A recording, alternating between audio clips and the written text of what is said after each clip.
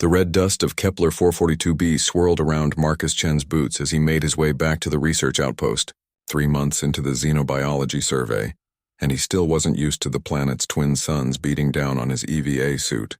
The landscape stretched endlessly before him. Crimson dunes punctuated by crystalline rock formations that sang in the wind. That's when he saw it. The creature lay crumpled against a boulder, its azure skin glistening with something that looked disturbingly like blood, though it shimmered with an iridescent quality. 4 arms splayed at odd angles and its chest rose and fell in shallow, desperate gasps. Marcus had seen the species before. The survey team called them Quarians after their apparent preference for living near the planet's quartz-rich regions. They were supposed to be nomadic, peaceful, and extremely rare to encounter up close. Marcus's training screamed at him to maintain distance, to call it in, to follow first contact protocols. But the creature's large amber eyes found his, and something in that gaze transcended species. Pain. Fear. A plea for help that needed no translation. "Ah, hell," Marcus muttered, dropping to his knees beside the alien. The Quarian's breathing was labored, its body temperature dropping rapidly in the shade of the boulder.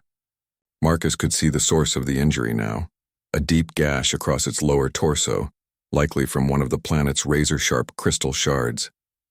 He had no medical supplies compatible with alien biology, no xenodoc to call, nothing but his standard field kit and his water.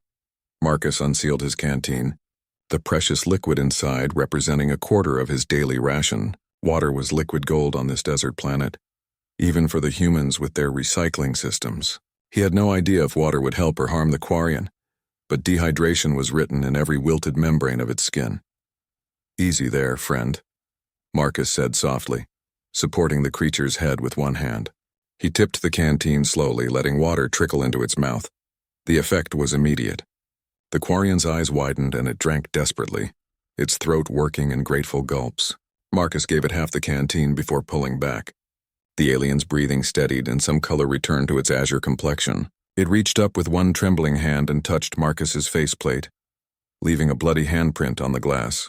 Then with surprising strength it pushed itself up and limped away into the dunes, disappearing behind a crystal formation. Marcus stood there for a long moment, watching the dust settle where the Quarian had vanished. Then he shook his head, marked the location in his suit's GPS and headed back to base. The roar woke him.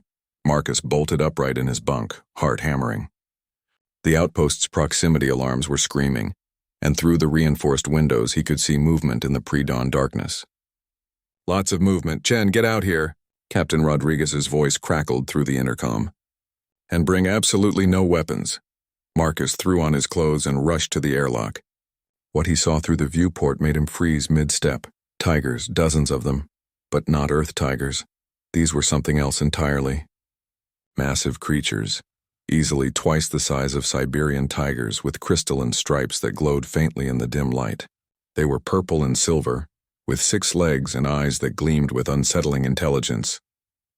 And riding them were Quarians, at least 30 of them, dressed in flowing garments that seemed woven from the same luminescent material as their mounts. At the front of the procession, sitting astride the largest tiger, was the Quarian Marcus had helped. The creature's wound was bandaged with some kind of bioluminescent wrapping, and it held its 4 arms raised in what Marcus somehow understood was a gesture of peace. "What the hell did you do yesterday?"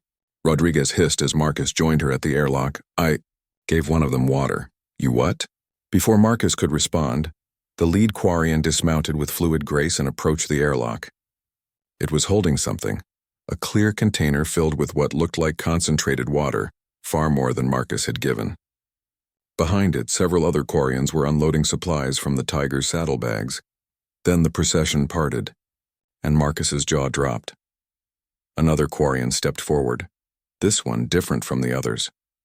Taller, with skin that shifted between shades of azure and violet like the evening sky. Intricate patterns were painted across its arms and face, and it wore jewelry crafted from the planet's singing crystals. The creature's movements were elegant, purposeful, and its amber eyes locked onto Marcus with an intensity that made his breath catch. "Is that—" Rodriguez started. "I think," Marcus said slowly, "that's a bride." The lead Quarian, his rescue from yesterday, was gesturing now, elaborate movements with all four arms that the outpost's translation AI was frantically trying to decode. The computer's synthetic voice crackled through the intercom. Debt, honor, water, life gift, gratitude, bond, family. Marcus watched, stunned as the Quarians began setting up what could only be described as a ceremonial arrangement. The tigers settled down in a semicircle, their crystalline stripes pulsing in rhythmic patterns. The supplies being unloaded included containers of water, baskets of what might be food, and bolts of that luminescent fabric. The bride stepped closer to the airlock, placing one hand against the reinforced glass.